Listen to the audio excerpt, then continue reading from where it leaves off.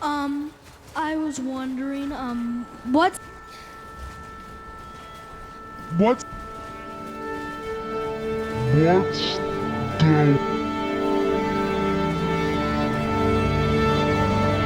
wham?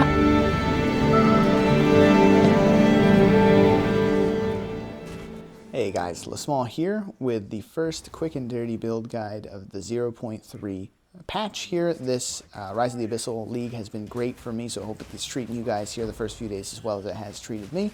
My goal going into this is the same goal I have for any league expansion, which is to build a build that is healthy enough, tanky enough, to sufficiently get through the new content in the acts without having any problems, so that I can learn new mechanics. I don't have to look up how things work. I like going in blind. So you can see here, I can just kind of stand still on white mobs, no problem. Any pack size isn't a problem, and this league with sprinting, falling over, was a big deal, so I wanted to be able to fall on my face and not die. So I threw this build together. The predecessor was the original Magma Barrier and Resonating Shield / Active Block. If you didn't know about that build, it is super strong because old Magma Barrier used to have no cooldown. You just had to land the block. So you could use it to effectively clear while actively blocking at all times. Then you just build a ton of stun threshold, you never get heavy stunned, and you block everything. So it was super tanky. Magma Barrier, however, got a change, and so it has a cooldown now of 8 seconds. And the unfortunate problem with that is you can't reduce the cooldown in any way. I did try. So you only once in every 8 seconds get that Magma Barrier to come up, so you need something else to work.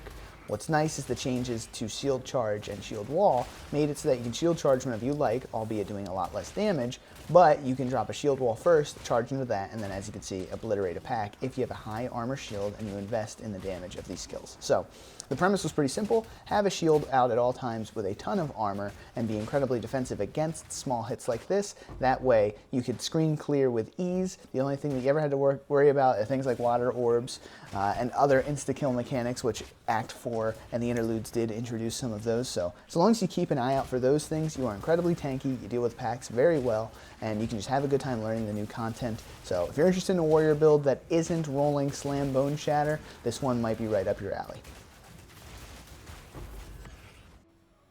We'll start by taking a dive into the skill gems and support setup. So we do have obviously Shield Wall and Shield Charge as our main two. Elemental Armament and Fire Attunement can go on all of our skills after we get Avatar Fire, which is a great way to scale damage, so I recommend you get it quickly. And then whatever damage you can find. Close combat works on everything too, just because you're always really close.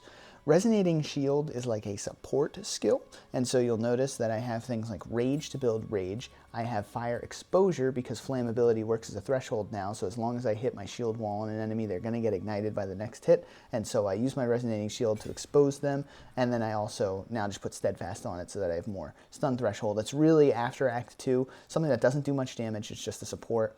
My auras are Time of Need and Magma Barrier. With Time of Need, we're using compressed duration support, and we're taking reduced duration on the tree because the reduced duration applies to the Time of Need heal, and it applies to our Hammer of God's Fall. And what I do when I level is I just spam all the attack points, and then once I get the furthest ones there that reduce your attack speed, I'll go back and I'll unspec those melee damage points and get the attributes, because you will need a little bit of int and a little bit of dex to put the support gems on, and then that will put us closer to the reduced skill effect wheel and stuff like that. So the skill gems, like I said, Shield Charge and Shield Wall. We're using Resonating Shield to get Rage and stuff like that up. We're using Time of Need, and with the reduction, every 4.73 seconds we're getting healed for 300. We're removing all of the elemental ailments and curses, and then the last 40 Spirit I put towards Vitality 2, and so now we have some life regen. Obviously, Magma Barrier is the other aura, and that's pretty much all of the skills except for Hammer of the Gods, which we'll talk about a little bit later. But the premise here is that we're constantly blocking. Since we have Magma Barrier on, it gives us extra block chance. We're at 33% even without any investment. And while we're in our one-handed stance, we're incredibly tanky. We're using Seismic Cry and Infernal Cry to blow up the shield walls if I can't shield charge into them in case things get really dicey, but also to empower our Hammer of the Gods when we do our single target. As far as gear is concerned, our weapon might look a little strange. We're doing no damage with it because we're only looking for two types of affixes. The first is increased elemental damage with attacks, as you see on this example Maul, and we're looking for plus level to all melee skills. So right now I have a pretty terrible weapon. I just have the +2 level. I did have a +3 and 60% increased elemental, which was awesome. I lost it unfortunately to one of the new act bosses.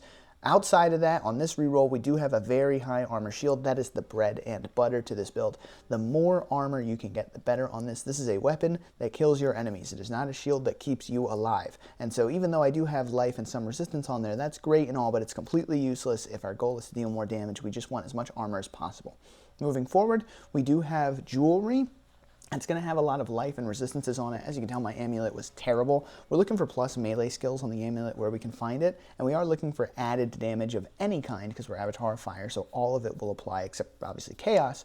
We're looking for any added damage that we can find on our rings if we can get it without sparing life. Life and resistances are the most important, and you'll notice even if you don't have a ton of added damage, you're still going to be doing a lot of damage with a very high armor shield and properly leveling your skills. So that applies to all of our gear. Life and resistance is paramount. We are a melee build that is obviously in the faces of our enemies. I had this pair of boots. I tried to get the League mechanic to craft movement speed on. Didn't get lucky. Even with a reroll, I got 6 armor options. So it is what it is, but having a pair of boots like this with movement speed on it would be perfect. Life and strength wherever we can find it, and resistance is wherever we can find them. Our body armor, of course, is going to be white due to the restriction on our ascendancy, but our goal is to have late game the body armors with implicits that have life regeneration or flat life, and then getting 3 sockets on it by volleying them. Then you can put whatever you want into those sockets. And then lastly, on the helmet, same thing, life, strength, resistances. So our two-handed is an exception to the weapon kind of guidelines because our two-handed we are attacking with, and so for a two-handed weapon you just want as much damage as you can possibly have. As you can notice, my gear is pretty crap, things are not socketed, etc., and I'm still clearing content. Now I'll trans over to the skill tree. The very first ascendancy that we got is the modifiers to fire applied to the other elements, and then later our 4th ascendancy will be Forged in Flame. We don't need this as much as other things though, so for our 2nd we got the Smith's Masterwork, and then Molten Symbol and Katavan Engraving, because this allows us to have obviously increased max life, which is great, but then we're taking Fizz as fire. On our 3rd ascendancy, I'll get the Dedication to Katava to have something to resist against chaos hits, and I'll probably go leather bindings. There are a couple answers that you could go, color options that I just hovered over there as well instead of that, but goal is to have that white body armor that gives us all sorts of things. I'm using tempered defenses, and I'm using the notable up here, Prism Guard, because I want to add my armor to my elemental hits, and I'll get the small nodes as well really late game, so I have 90% armor applied to elemental, even in SSF with no gear that does it. If you're in a trade league and you don't need to go those points, then feel free to skip them and get just gear that applies to elemental, but that's a big part of why I'm taking no damage. We also have self-immolation here, which makes us ignited when we ignite enemies, but because we have a cumulative 100% reduced effective ignite on us across the tree from those notables, it doesn't actually apply. And so now while we're ignited, we have way more armor, we deal more damage, we have max fire res, which will apply to all resistances once we hit our 4th ascendancy. So after the next 2 ascendancies, we're going to be incredibly tanky. Then we're diversifying some of the things here. We are using weapon set points. You'll notice our weapon set 1 is dealing a ton, it's getting a ton of like armor and resistances. It's to keep us super tanky. Then weapon set 2 points is wherever I can find damage. So we have ailment magnitude, we have ignite magnitude, we have damage with empowered skills, we have damage with maces, all of that, because the one-handed weapon set is supposed to be super tanky for clearing and sitting in brindle packs. Then we swap to the weapon set 2 when we're using our two-handed against a staggered enemy like a boss to get Hammer of the Gods off. Then you'll notice there are a couple notables around the tree that are all good. This is a Resolute Technique build. I did try Nimble Strength and it just didn't give me the accuracy I needed to be at right around 100. So that's a peek under the hood for what the build is kind of run on as far as the skill gems, the skill tree, and your equipment. Mine's super scuffed, obviously. I still got 20 or 30 levels left. I still got 2 ascendancies left. I have terrible gear because it is my first SSF character. And so I don't have much to show for it yet, but this is tier 5 maps. It is clearing with ease. Nothing ever really hurts. I tripped and fell maybe 1,000 times during the campaign. Never once thought I was going to die because I was so tanky the whole time. We're spamming armor, obviously, on our gear and our tree to overlap it. I'm ideally trying to shoot for 20 or 30,000 in endgame when I get really good gear and get all my levels set forward, because then that'll apply to chaos damage hits, that'll apply to elemental damage hits, and of course physical. We're converting some of the physical that we're taking to elemental. We're keeping our elemental well over capped on res, so ideally we'll be at 80% all res with a red jewel that gives me +1 fire after we get Ascendancy 4. In addition to the other layers, only thing that hurts will be degen, especially physical, like bleed and corrupted blood. I'll try to solve that, although SSF it can be pretty tough, but life regen seems to be the answer. So even when the game looks like this, Who even knows what's happening right now? It's bugging out and there's a million enemies, especially the scary ones that are coming from the Abyssal League mechanic right now. I've had no issue, I've had no worry. I pretty much just lock in on my health bar, make sure it stays high. If it goes at middle or below, I use an instant life flask, and then I call it a day. And so that's the gameplay loop for clearing. This will be what the bossing looks like. In order to demonstrate the actual combo on this boss, I won't be doing too much of the shield walling and all. I can kill this boss probably with 3 or 4 shield wall charges. So I'm just going to shield charge instead, which does a heck of a lot less damage. I'll build up some stun with Resonating Strike, and then we'll do the weapon swap to Hammer of the Gods, and you'll see what the damage looks like for that as like a way to add a layer. So we'll do our first 2 War Cries, Weapon Swap, and Hammer of the Gods.